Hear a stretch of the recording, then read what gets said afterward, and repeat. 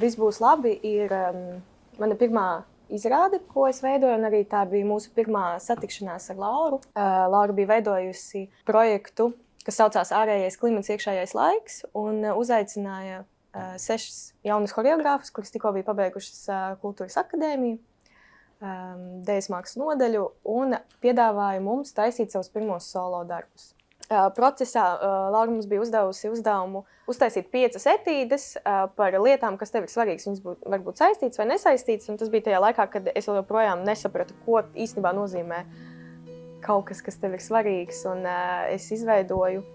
es atnācu ar 5 etīdēm, kur īstenībā neapzināti katrā etīdē bija vai nu kāds ģimenes loceklis, vai nu viņas visas bija balstītas atmiņās par bērnību. Un tad, kad vienu no tām etīdēm es viņiem nospēlēju, es ienācu istabā, es viņiem palūdzu aiztaisīt acis, lai justos drošāk, jo tā bija pirmā reize, kad es kaut ko tādu mēģināju. Un es paņēmu ģitāru, sāku spēlēt un pastāstīju vienu ļoti spilgtu epizodu no bērnības, kad sēdēju viesistabā un ienāca tēvs.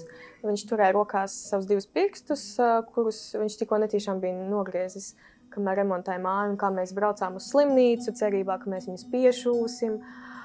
Un jā, jau tajā vienā atmiņā parādījās tās rūpes un īstenībā attiecības un arī bailes, kuras tā kā pavadīja tajā, kā mūs audzināja. Savā ziņā tas bija mans pirmais mēģinājums runāt par pieredzēto vardarbību ģimenē, bet tajā pašā laikā tad es vēl to neapzinājos, tad es vēl slēpos tajā cerībā, un kavējos atmiņā, ka viss it kā bija labi. Viss būs, tāpēc arī tāds nosaukums, viss būs labi. Tad tā bija tā cerība, kaut vai īstenībā nekas nebija labi. Es toreiz, tāpat kā tagad, sēdēju viesistabā lauku mājā, kuru tobrīd remontēja mans tēvs.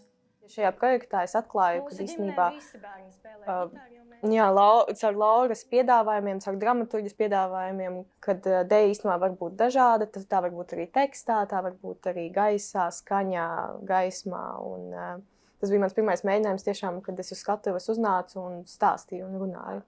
Izrāde ir balstīta tekstā, un kustības tur ir tiešām ļoti, ļoti maz, bet tajā pašā laikā man bija sajūta, ka tā kustība notiek skatītāju iztēlē, jo es arī palūdzu viņiem aiztaisīt acis. Un tie stāsti ir tik dinamiski, ka, man liekas, tā kustība īstenībā piedzimst tur, šeit, nevis uz skatuves. Arī rakstot tekstu, es kaut kā pieķeru sevi, kad es to tekstu sāku uztvert kā choreogrāfiju, jo savā ziņā teksts ir skaņa un skaņa ir kustība. Skaņa ir vibrācija un vibrācija ir kustība. Un savā ziņā kad runāju to tekstu, man sajūta, ka es runāju choreogrāfiju vienkārši telpā.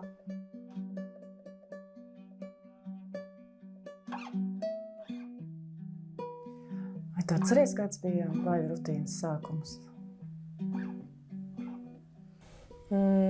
Es atceros, ka es ļoti gribēju pabeigt izrādi Viss būs labi, jo man bija sajūta, ka viņa nav pabeigta. Kad es sāku papildināt viņu ar pārējām atmiņām, kuras es nebiju ielikusi izrādē, es īstenībā atklāju priekš sevis, kad ir cita tēma, kas ir bailes, kas mani pavada ikdienā.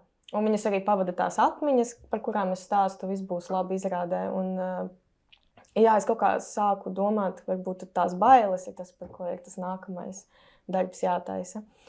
Un es sāku pierakstīt savas bailes, tā kā saraksta formātā, ļoti vienkārši. Un tad man nāca ļoti garš saraksts, kuru es mēģināju ielikt izrādes formātā, un es atceros, ka es atnācu pie tevis.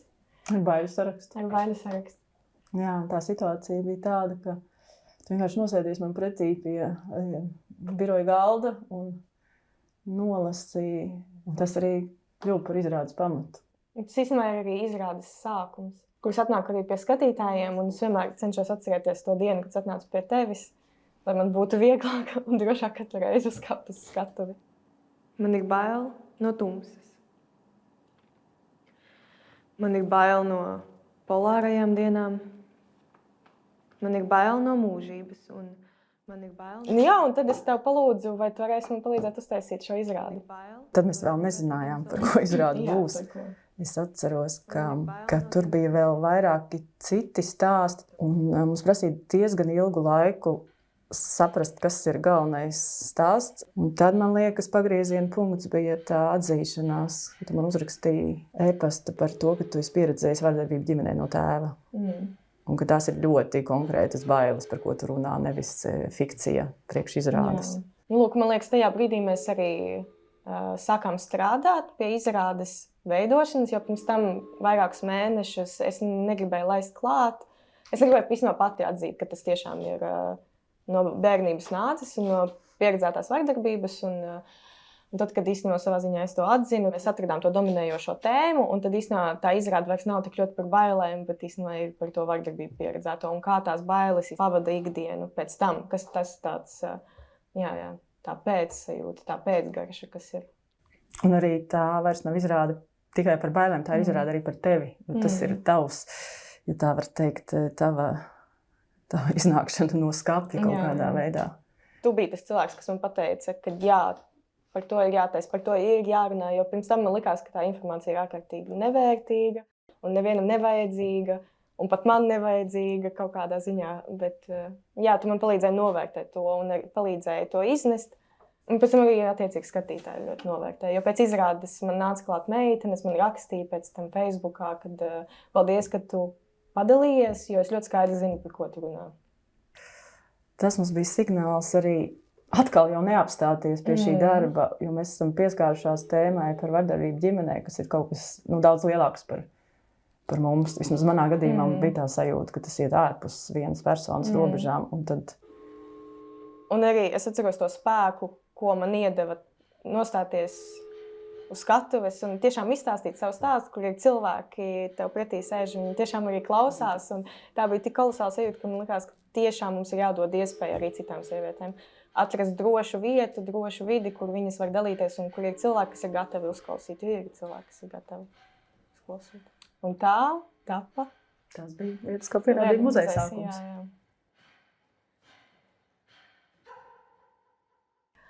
Kāds bija pirmais impulss taisīt līdz, ko pierādīja muzeja?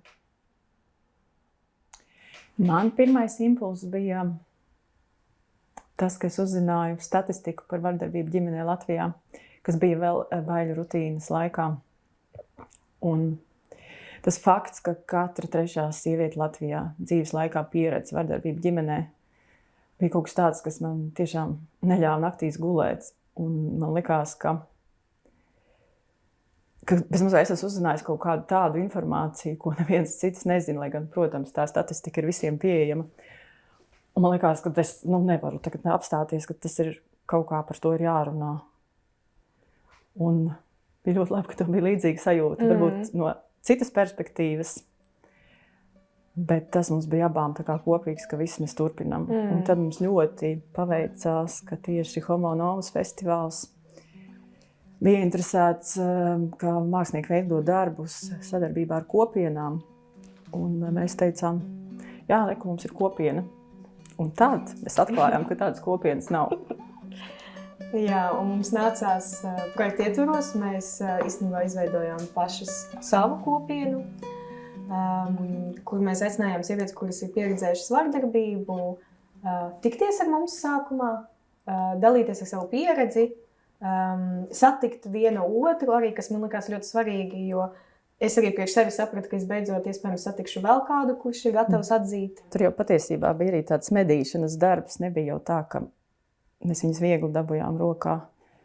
Un tā varbūt arī bija pirmā reize, ka es sapratu, ka šis nebūs tik vienkārši, ka mēs piedāvājam iespēju pastāstīt par vardarbības pieredzi, un viņas nāks un stāstīs. Un tas bija ļoti atšķirīgi no tā, kā es iedomājos, kā, piemēram, MeToo notiek, kur tā kā atver slūžas un gāžās upe. Un šis bija pilnīgi savādāk. Te bija tā, ka mēs satikāmies ar klusuma sienu.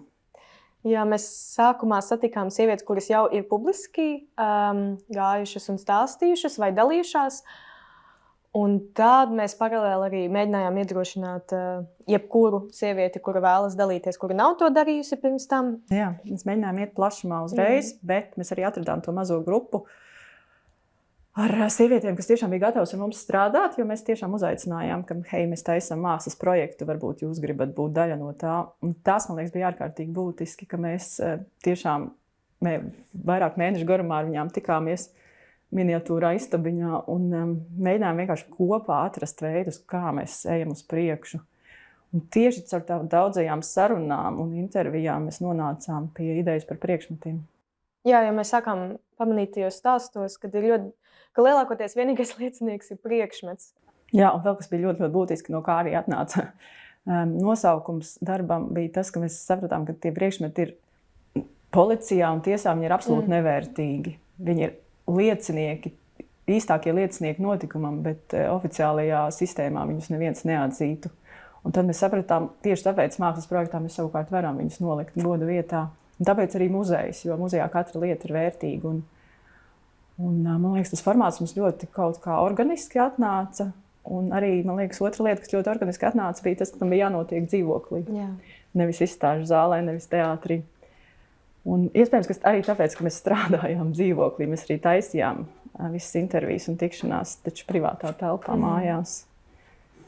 Un arī vardarbība ģimenē ir lieta, kas notiek mājās, tā kā tas viss bija pilnīgi skaidrs, mums atlika tikai to izdarīt, kas nebija vienkārši.